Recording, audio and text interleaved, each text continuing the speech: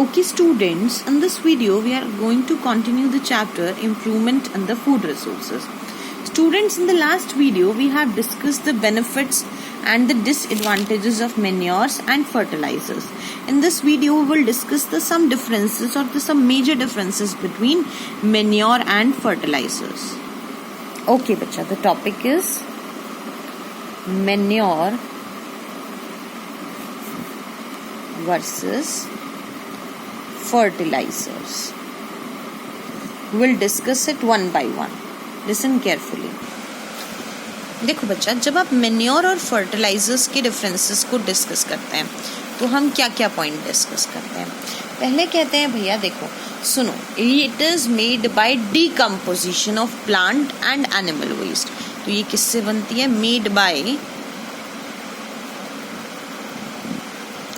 Decomposition of plants and animal waste. ठीक है बेटा, ये उसकी डीकम्पोजिशन से बनती है and it is prepared in factories. कहाँ प्रिपेयर की जाती है बेटा? फैक्ट्रीज में प्रिपेयर की जाती है. फैक्ट्रीज में प्रिपेयर की जाती है. इतना समझ में आ गया होगा. अगली चीज सुनो please. They are not nutrient specific. ये न्यूट्रिएंट स्पेसिफिक नहीं होती हैं. They are not nutrient specific. Last video में हम इसका मतलब समझ चुके हैं बेटा. I am repeating it. Nutrient specific का मतलब हाँ, ये कोई स्पेसिफिक न्यूट्रिएंट नहीं देती है. While they are nutrient specific. ये क्या होती हैं? ये होती हैं न्यूट्रिएंट स्पेसिफिक. मतलब तीन तरह के होते थे ना, नाइट्रोजन, फास्फोरस और पोटेशियम. तो हम जोन सा ऐड करेंगे सॉइल में, उसकी फर्टिलिटी इंक्रीज हो जाएगी. देखो ये क्या होते हैं? They are bulky. ये भारी होते हैं तो they are bulky. While they are not bulky. ये भारी नहीं होता है. नेक्स्ट देखेंगे प्लीज. नेक्स्ट कहता है difficult to store and transport. देखो स्टोर और ट्रांसपोर्ट करना डिफिकल्ट होता है क्योंकि ये बल्कि मतलब भारी होता है. But it is easy to store and transport. इतना समझ में आ गया होगा. देखो next last point, one of the most important point क्या कहता है? ये कैसे बेनिफिट्स देता है बेटा? It provide short term benefits and it provide long term benefits. देखो मैन्योर से लॉन्ग टर्म बेनिफिट्स होते हैं, मतलब आज यूज करेंगे तो सालों साल फायदा होगा. It provide long term benefits while it provide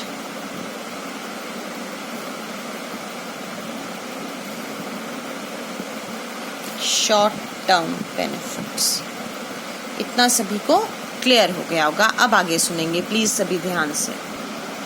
देखो बच्चा, नेक्स्ट टॉपिक हम लोग क्या डिस्कस करेंगे? नेक्स्ट टॉपिक हम लोग डिस्कस करेंगे ऑर्गेनिक फार्मिंग.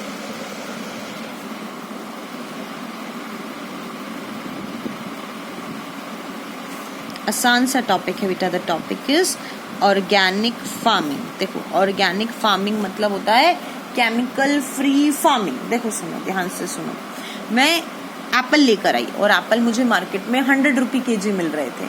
अब मैं या फिर एक जगह 150 रुपये केजी मिल रहे थे. 100 रुपये केजी वाले में बहुत सारे केमिकल्स थे पर 150 रुपये केजी वाले में ना केमिकल्स नहीं थे. तो मैंने सोचा भैया देखो कितने रुपए देकर केमिकल्स खाने से अच्छा मैं इतना खाना खाऊं जिसमें केमिकल्स ना हो. तो यानी कि धीरे धीरे इंडिया के लोगों की सोच बदलने लगी. इंडिया के लोगों को अब पहले एक टाइम था जब खाना चाहिए था, अब एक ऐसा टाइम है जहाँ पे हमें केमिकल फ्री फूड रिक्वायर्ड है. So that is organic farming. देखो ऑर्गेनिक फार्मिंग मतलब growing of crops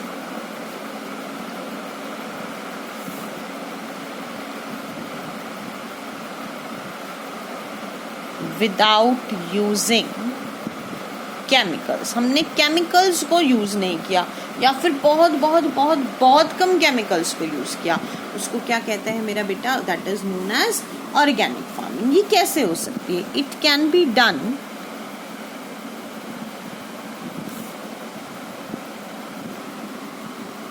by achieving or by using following, इन सब को यूज करते जाओ और धीरे धीरे क्या होती जाएगी? हमारी ऑर्गेनिक फार्मिंग होती जाएगी। पहला है बायो फर्टिलाइजर। देखो, बायो मतलब लिविंग और फर्टिलाइजर मतलब सॉइल की फर्टिलिटी इंक्रीज कर दे।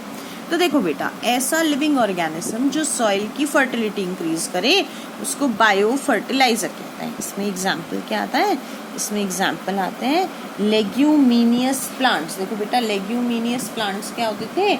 लेग्यूमिनियस प्लांट्स होते थे वो प्लांट्स जो सॉइल की फर्टिलिटी को इंक्रीज करते थे, ठीक है, क्योंकि उनमें नाइट्रोजन फिक्स करने की कैपेबिलिटीज होती थी। नेक्स्ट देखो, नेक्स्ट क्या तरीका होता है? हमें क्या यूज करने चाहिए? We should use bio pesticide. हमें बायो पेस्टिसाइड यूज करना चाहिए। बायो पेस्टिसाइड क्या होता है बेटा? ऐसा केमिकल जो पेस्ट को मार दे, ठीक है। पर अब हमें क्या लेना है? अब हमें लिविंग लेना है। तो देखो भैया, नेक्स्ट नाम क्या है? नेक्स्ट नाम है बायो पेस्टिसाइड। तो इसमें दो एग्जाम्पल है, हमने दोनों घरों में यूज कर रखे हैं। पहला है नीम। हम लोग जहाँ गेहूं सुखाते हैं ना बेटा, जहाँ हमारा जो ग्रेन्स होते हैं वो सूखते हैं, हम उसमें क्या करते हैं? नीम की पत्तियां डाल देते हैं ताकि उसमें कीड़े ना लगे, ठीक है। और दूसरा क्या आता है बेटा? सेकेंड वन इज टर्मरिक, यानी कि हल्दी। जब किचन में चींटियां हो जाती है ना तो मम्मियां येलो येलो कलर का पाउडर डालती हैं, एंड दैट इज टर्मरिक, क्योंकि वो चींटियों को, पेस्ट को भगा देता है। नेक्स्ट कहता है हमें क्या यूज करनी चाहिए बच्चा? We must use organic manure. हमें क्या यूज करनी चाहिए? हमें ऑर्गेनिक मैन्योर यूज करनी चाहिए, ठीक है। ये मैं आप लोगों को पढ़ा चुकी हूँ कि मैन्योर का मतलब क्या होता है। अब ध्यान से लास्ट देखो, हमें क्या यूज करने चाहिए? ये तीनों एक एक करके अभी थोड़ी देर में पढ़ेंगे। 3 नाम से यूज करने चाहिए: क्रॉप रोटेशन,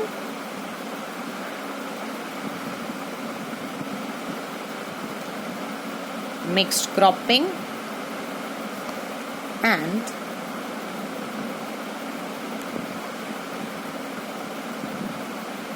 इंटरक्रॉपिंग। हमें इन तीनों को यूज करना चाहिए। अब नेक्स्ट टॉपिक आता है what is the advantage of organic farming. देखो बेटा, एडवांटेज क्या है इसको यूज करने का? So we will discuss the advantages of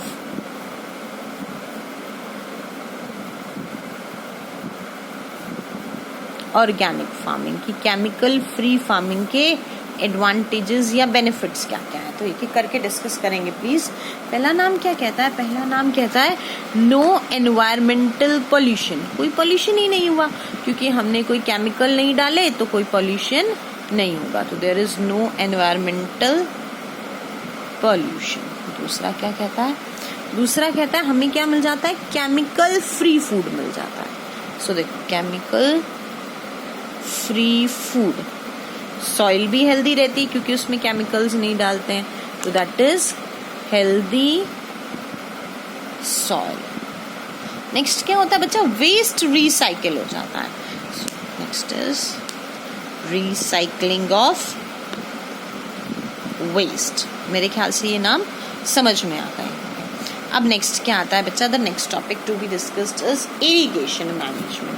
देखो, नेक्स्ट टॉपिक क्या आता है कि इरिगेशन मैनेजमेंट किया जाए।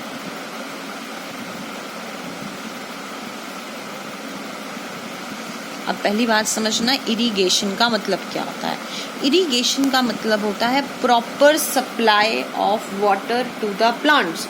देखो, क्रॉप्स को, प्लांट्स को प्रॉपर पानी की सप्लाई होती रहे, टाइम से पानी की सप्लाई होती रहे, उसको क्या कहता है बेटा? Irrigation. Timely and proper supply of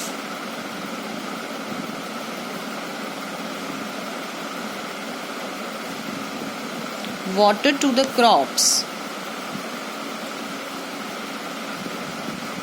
is known as irrigation, उसको क्या कहते हैं बच्चा, इरिगेशन कहते हैं। अब हमें पानी देने की ज़रूरत ही क्या है, क्योंकि इंडिया के अंदर एग्रीकल्चर क्या होता है बेटा, एग्रीकल्चर ज़्यादातर रेनफॉल पे डिपेंडेंट है। तो देखो in India agriculture is mainly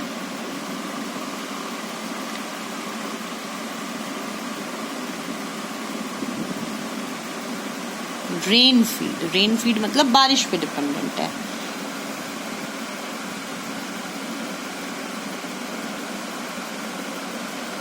The rain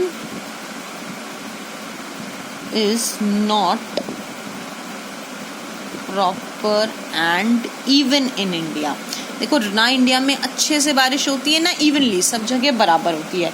so poor monsoons cause crop failure. भैया बारिश नहीं होगी, वो बचपन में नहीं देखते थे हम मूवी लगान टाइप, उसमें बारिश नहीं होती थी तो लोग भैया ऊपर भगवान को देखते थे, गाना गाते थे, है ना, फिर बारिश हो जाती थी, क्योंकि उनकी सारे के सारे क्या कहते थे, जो सारे के सारे जो क्रॉप प्लांट्स होते हैं ना, वो किसके ऊपर डिपेंडेंट थी, बारिश पे डिपेंडेंट थी। बट बेटा हम तो अब क्या हो गए, अब हम देखो सीधी सी बात है, अब हम एडवांस्ड हो गए हैं। So we move towards the irrigation. देखो अब इरिगेशन के अंदर सिस्टम क्या क्या है, तो देखो नेक्स्ट है टॉपिक इरिगेशन सिस्टम्स।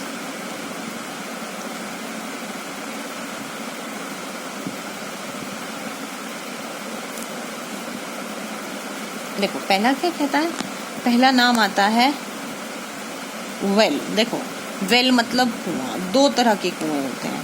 पहला नाम होता है डग वेल, दूसरा नाम होता है ट्यूबवेल। देखो बेटा ये सब ने सुना हुआ है, वो जो पुराने जमाने में गांव में कुएं होते थे, देखो बेटू हम सब ने देखे हुए हैं, वो ना पूरा बड़े तालाब वाले मंदिर गए होंगे आप लोग रेवाड़ी में, तो उसके भी पास में है ना, तो वो कौन सा कुआं है, डगवेल है। और ट्यूबवेल इज द समरसिबल, जो हम लोगों के समरसिबल्स लगे हुए थे ना, बोरिंग मशीन लगी हुई होती है, समरसिबल पानी का जो लगा हुआ होता है, that is the tubewell. Next नाम क्या आता है, the second name is tank. भैया पानी का टैंक हमने क्या करा, टैंक हमने बड़ा सा स्टोर करा और उसको बना दिया। देखो वाटर स्टोरेज सिस्टम, तो टैंक इज वाटर स्टोरेज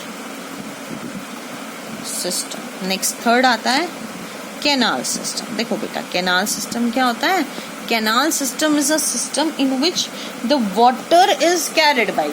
देखो कैनाल्स वाटर को सप्लाई करते हैं। तो देखो भैया ये क्या होता है, canals carry water from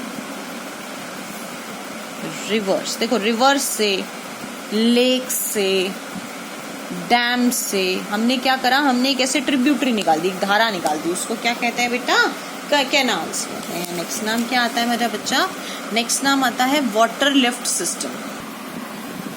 the next name is water lift system. देखो नदी जा रही थी और नदी से हमने कहा भैया नदी रुको, हमें जरा पानी की लिफ्ट दे दो। लिफ्ट, हमने पानी नदी से डायरेक्टली ले लिया। सो देखो water is directly taken from the reverse. भैया रिवर्स से पानी को डायरेक्टली ले लेना, तो water is directly taken from reverse. आप लोग पहली वाली क्लासेस में आगे के मेथड पढ़ चुके हैं। नेक्स्ट मेथड क्या होता है, देखो बेटा sprinkler irrigation system. Sprinkler irrigation system तो फुवारे वाला इरिगेशन सिस्टम ना, हम लोगों ने देखा भी होगा बेटा गांव में लगता हुआ है ना, बहुत सारी क्रॉप्स में पानी इसी से ही देते हैं, ठीक है। तो स्प्रिंकलर इरिगेशन सिस्टम मतलब फुवारे चला देते हैं और वो पानी को डिस्ट्रीब्यूट कर देता है। नेक्स्ट क्या कहता है मेरा बिट्टू, नेक्स्ट आता है ड्रिप इरिगेशन। अपने स्कूल में भी ड्रिप इरिगेशन होता है बेटा, किसी ने देखा हो तो, जहाँ आप लोगों की कैंटीन है ना वहां पर ड्रिप इरिगेशन हो रहा है। तो ड्रिप इरिगेशन का मतलब क्या है, supplying water drop by drop, एक एक बूंद करके, बूंद कर पानी को डालना, is known as what, is known as drip irrigation. Next कहता है मेरा बेटा रेन वाटर हार्वेस्टिंग। सबसे इम्पोर्टेंट होता है ये आजकल टॉपिक ना, हम क्या करें, कैसे भी करें और बारिश के पानी को बचा लें। अब बेटा आगे समझेंगे प्लीज। नेक्स्ट टॉपिक आता है advantages of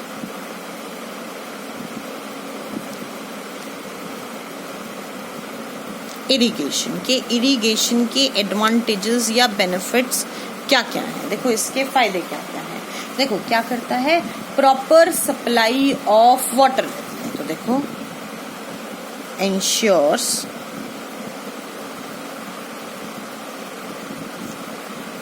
proper supply of water. देखो क्रॉप्स हर एरिया में उगाई जा सकती है, वहां पर भी जहां पे पानी कम है। So crop can be grown on water deficient land. देखो जहां पे पानी की कमी थी ना, वहां पर भी अब हम क्रॉप्स उगा सकते हैं। और देखो अब पानी प्रॉपर मिलेगा तो गर्मी से बच जाएंगी। सो crops can be protected from, बहुत ज्यादा ठंड से भी बच जाएंगी और बहुत ज्यादा गर्मी से भी बच जाएंगी। फ्रॉम फ्रॉस्ट, बहुत ठंड, और ड्राई एयर। इतना सभी को समझ में आ गया होगा। Next we will discuss in the next video. Thank you so much बच्चा।